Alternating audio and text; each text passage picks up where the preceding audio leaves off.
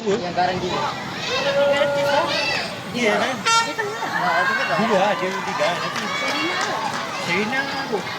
Serena pun garang juga. Hadirin sekalian, sedang berada di track merupakan acara akhir pada hari ini. Rumah manakah yang akan dinobatkan sebagai juara 4 kali 100 meter lelaki tahun 6 mendahului merupakan Rumah Zamrud, diikuti dengan Rumah Zamrud. Nilam nampaknya mengalah langkah. Ayo berlari ke hadapan. Rumah Nilam seperti lipas kuda.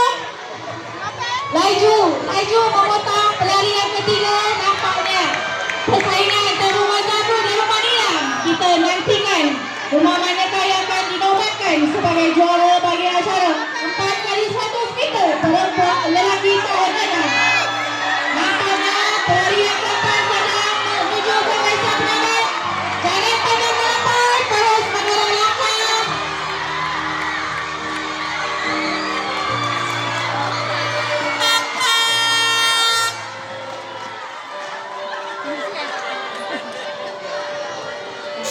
Tahniah diucapkan kepada semua pelari kerana telah menghabiskan larian anda.